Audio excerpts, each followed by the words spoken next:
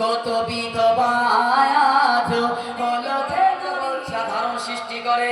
এক চায়ের দোকানে আরেক চায়ের দোকানে গল্প গুজব করে অনেক বড় গন্ডগোল সৃষ্টি হয়ে যায়। আল্লাহ তাবারক ওয়া তাআলা নবীজি বলছেন, পৃথিবীর মানুষ শুনে দেখো, ওই লোকটা মুমিন নয়, সে লোকটা তার প্রতিবেশীকে কষ্ট দিল।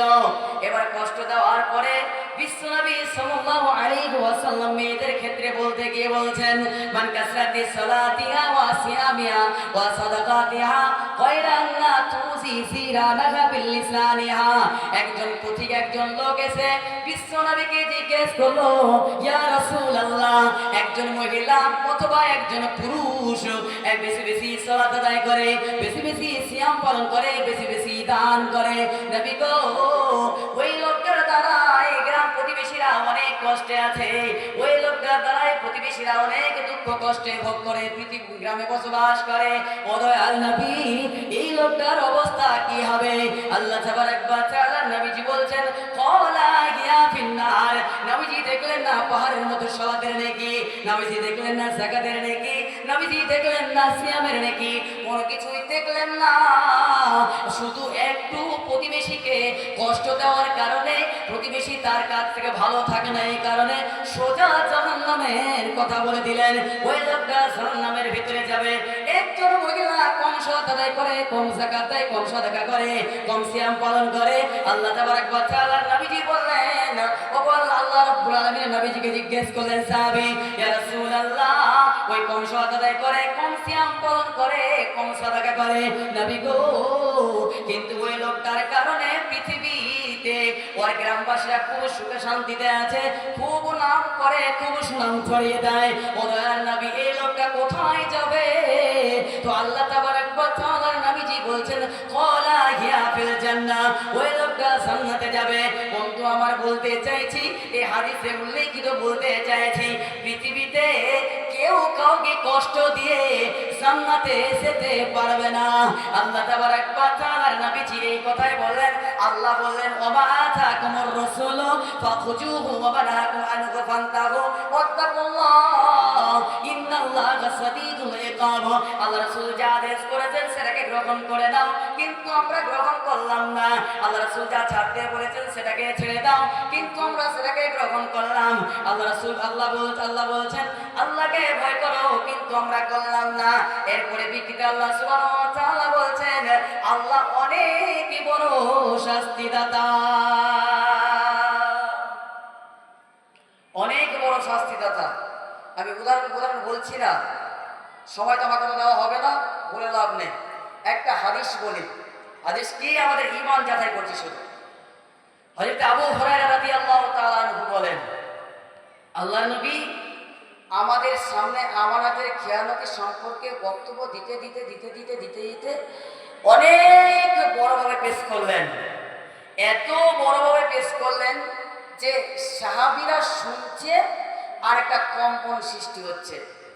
তো ওই যুগ আর এই যুগ দেখা যাচ্ছে পৃথিবীর মানুষ সকলেই বোঝা যাচ্ছে যে একে অপরের সঙ্গে লেনদেন, টাকা পয়সা, অর্থ সম্পদ, আমানতের খেয়ানতি হয়ে আছে।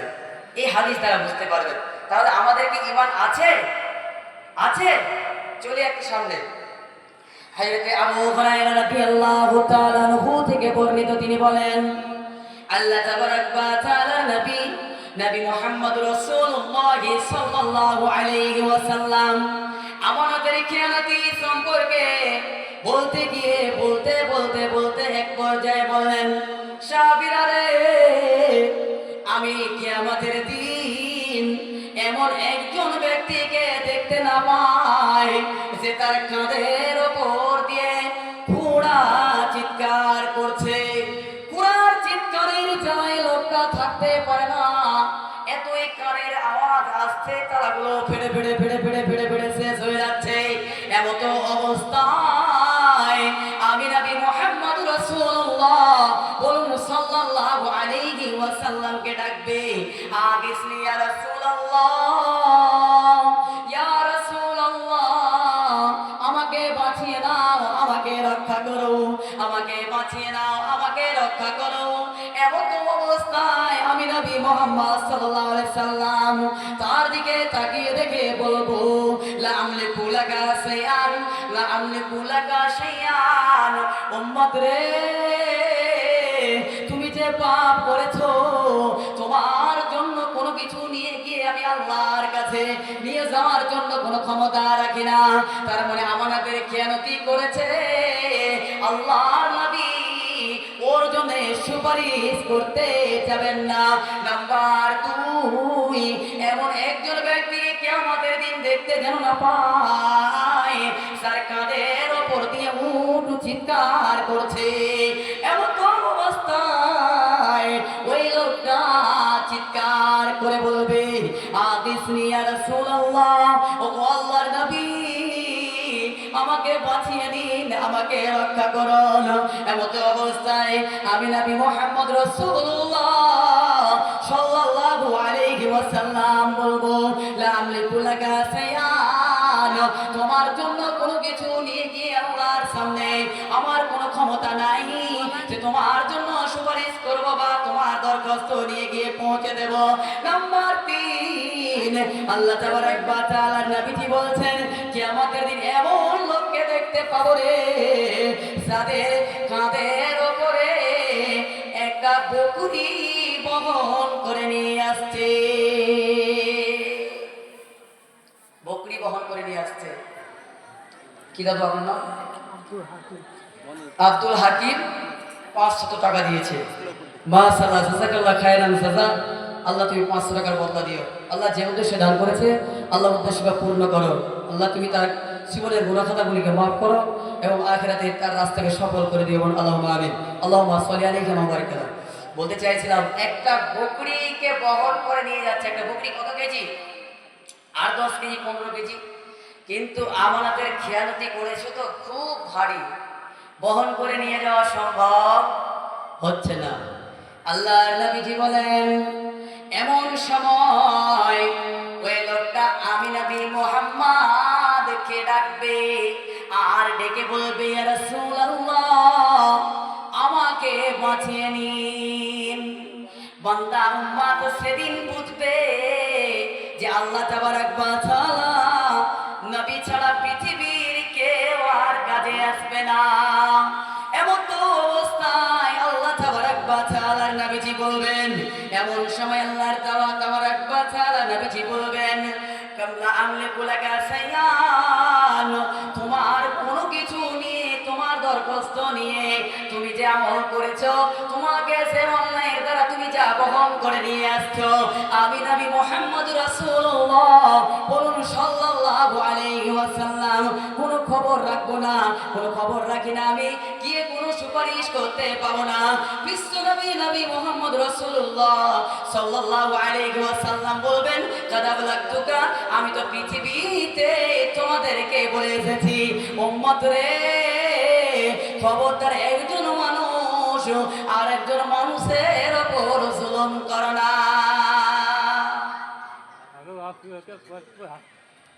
কি বলে অসুস্থ? আচ্ছা দোয়া করে দিচ্ছি। নাম্বার 4 নাম্বার কি?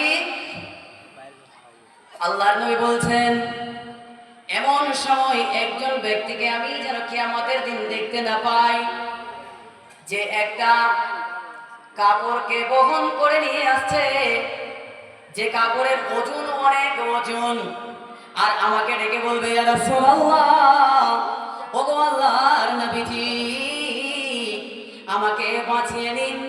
একই ভাষা আল্লাহ তাবারক ওয়া তাআলার নবীজি বলবেন লা আমলিকু লাকা শাইআন কাদ বালাগতুকা, আমি তোমার এই দরখাস্ত নিয়ে গিয়ে আল্লাহর সামনে কোনো কিছু করতে পারবো না, বরং যে আমি পৃথিবীতে পৌঁছে দিয়ে এসেছি, খবরদার আমানতের খেয়ানতি করো না।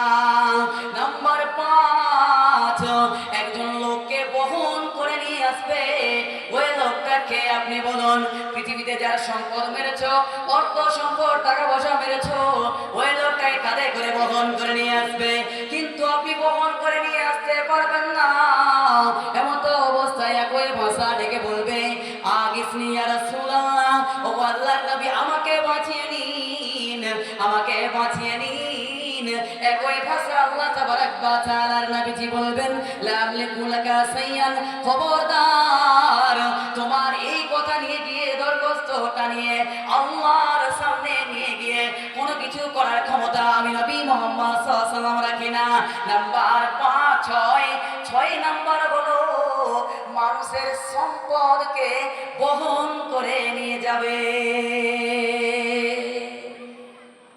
মানুষের টাকা মারবেন, মানুষের টাকা ঝাড়বেন, আমাদের খেয়ালতি করবেন তো করেন। এই লোকটাকে এই মালকে বহন করে নিয়ে যেতে পারবে না। যখন বহন করে নিয়ে যেতে না পারবে তখন আল্লাহর নবীকে ডাকবেন, ডেকে বলবেন আল্লাহর নবী আমাকে বাঁচিয়ে নিন। আল্লাহ রাসূল বলবে যে তুমি যে পাপ করেছো, তুমি যে অন্যায় করেছো, আমি এই দরখাস্ত আল্লাহর সামনে নিয়ে গিয়ে পারবো না, কোনো কিছু করার ক্ষমতা আমি নবী মুহাম্মদ রাখি না। কারণ আল্লাহ, আমি তো পৃথিবীতেই বলে এসেছি যে একজন মানুষ, একজন বান্দা আরেকজন বান্দার উপরে অর্থ সম্পদ টাকা পয়সা সব হারাম। তাহলে এবার আপনি বলুন আপনার ঈমান আছে? আছে ঈমান? কই ঈমান? ছি ছি ছি। আর একটু সামনে আগায় কয়েকটা হাদিস বলি তো। হাদিসের রাবি হযরতে আবু হুরায়রা রাদিয়াল্লাহু তাআলা আনহু, তাহলে শুনতে হবে আমাকে।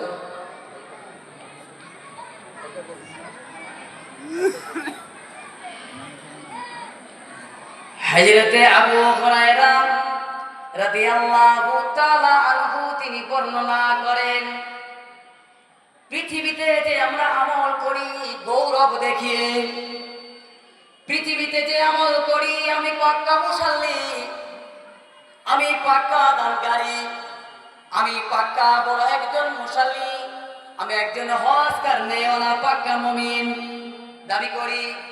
এখন অনেক জায়গায় গ্রামে আছে, গঞ্জে আছে, এরা নিজেকে বড় পাক্কা মুসাল্লি মনে করে, বড় পাক্কা ইমানদার মনে করে। দেখি আপনার নিয়াতটা কি আছে?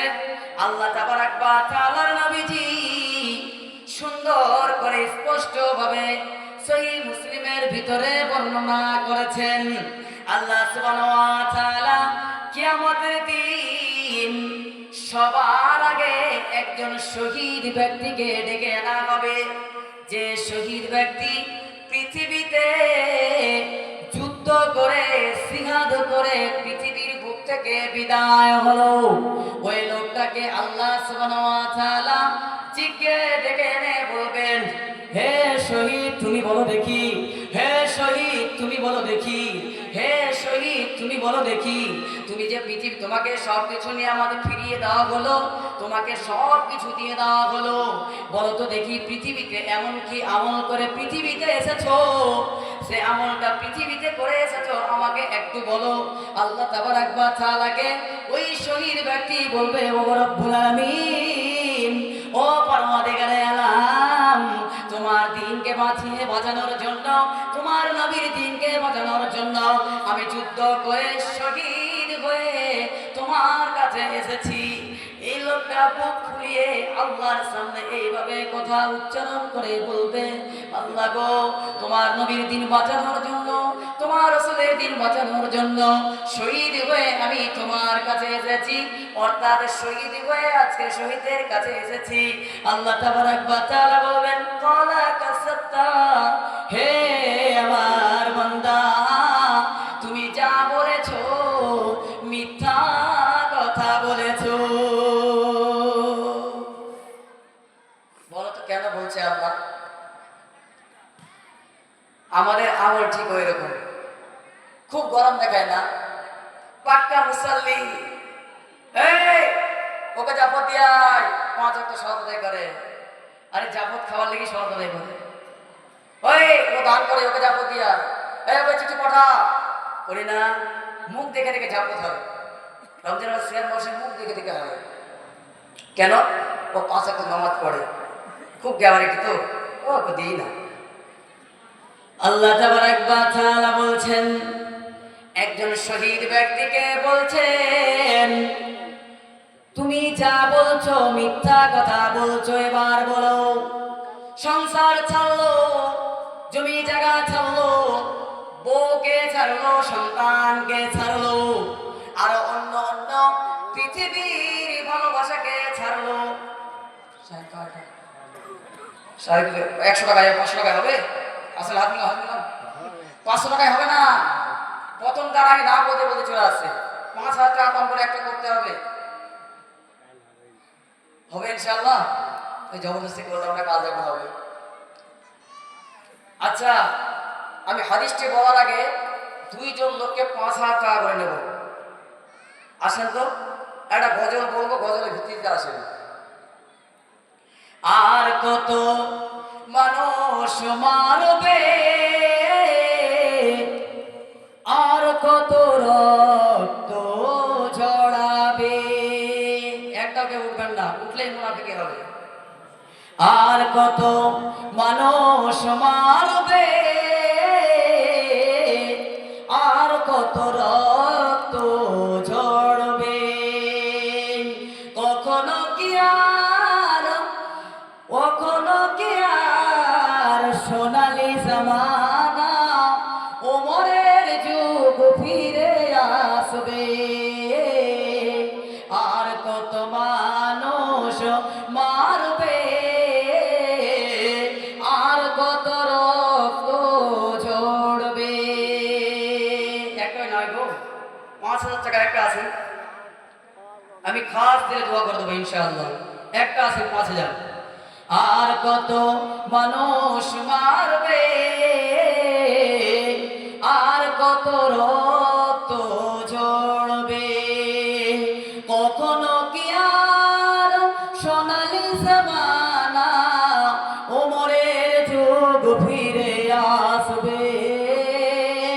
আর কত মানুষ মারবে, কত বিধবা আজ হলো যে নারী, কোন পাপের কারণে মায়ের বুক করেছ খালি।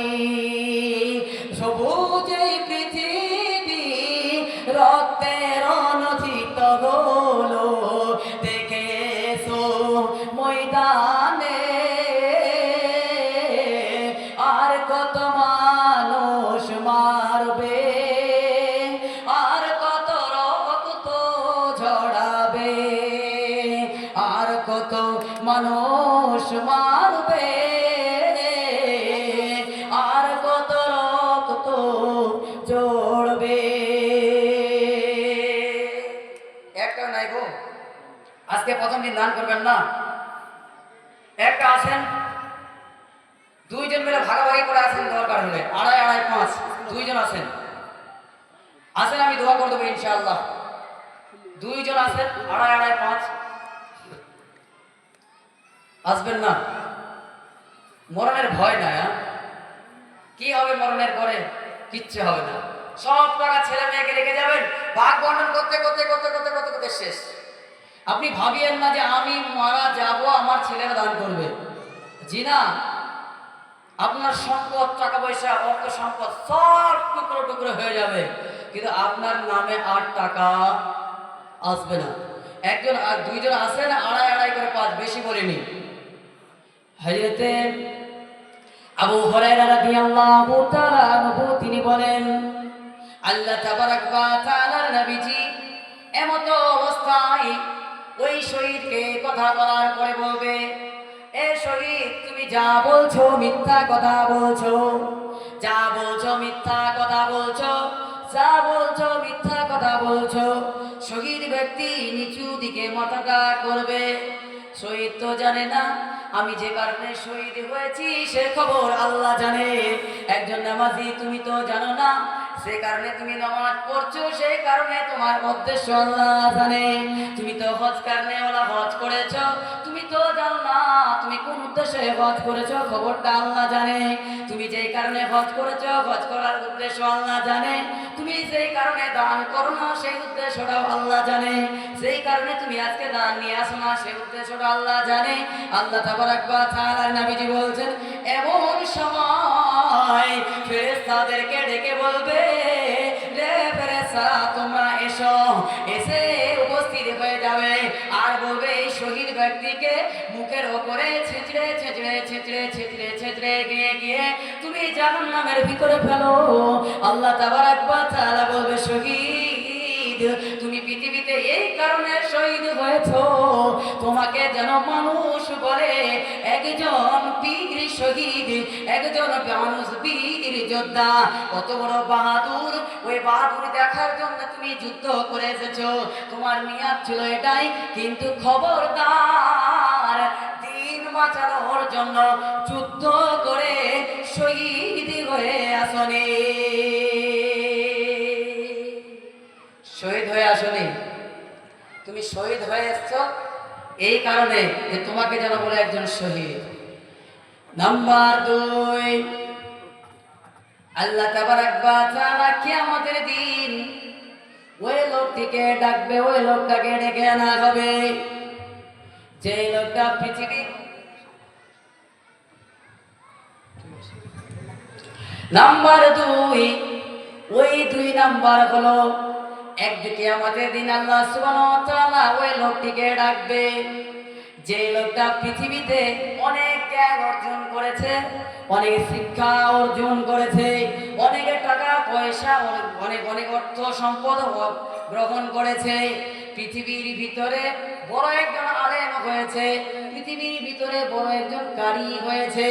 এমন অবস্থায় আল্লাহ তাবারক ওয়া তাআলার নবীজি বলেন কিয়ামতের দিন ওই জ্ঞানী ব্যক্তিকে ডেকে আনা হবে, আর ডেকে এনে আল্লাহ তাবারক ওয়া তাআলা জিজ্ঞেস করে বলবে, সব কিছু ফিরিয়ে দেওয়ার পরে, সব কিছু আমার স্মরণ করিয়ে দেওয়ার পরে আল্লাহ তাবারক ওয়া তাআলা বলবে, বান্দা বলো দেখি পৃথিবীতে কি এমন আমল করে এসেছো?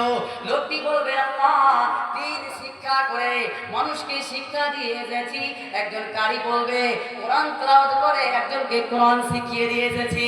আল্লাহ তাবারক ওয়া তাআলা বলবেন, ক্বালা কাযাবতা, তুমি মিথ্যা বলছো, তুমি তো এই জন্য মানুষকে শিক্ষা দিয়েছো, তোমাকে যেন বলা হয় বড় আলেম, তোমাকে যেন বলা হয় বড় দিনদার, তোমাকে যেন বলা হয় বড় একজন মুসাল্লি, এই জন্য তুমি তাই করে এসেছো।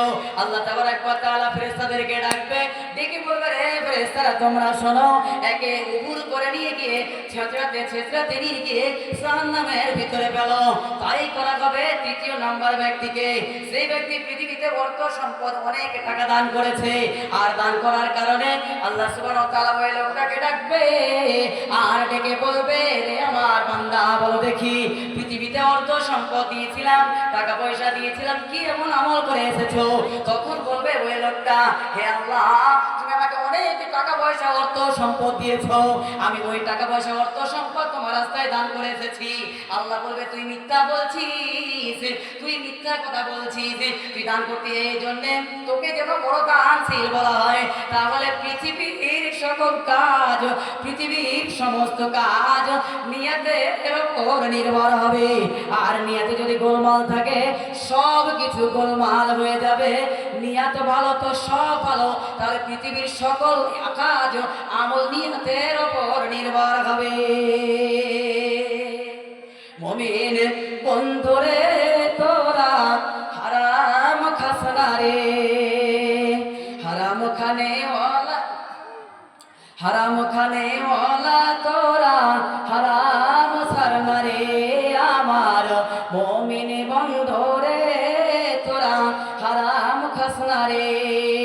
কখনো সরকারের চুরি, কখনো মানুষের চুরি, কখনো সরকারের চুরি, কখনো মানুষের চুরি, কখনো বিড়ি সিগারেট হিরোইন গাঁজা টানিস রে, আমার মুমিন বন্ধুরে তোরা হারাম খাস না রে, হারাম খানে ওয়ালা তোরা হারাম ছাড় না রে। আসসালামু আলাইকুম ওয়া রাহমাতুল্লাহি ওয়া বারাকাতুহু।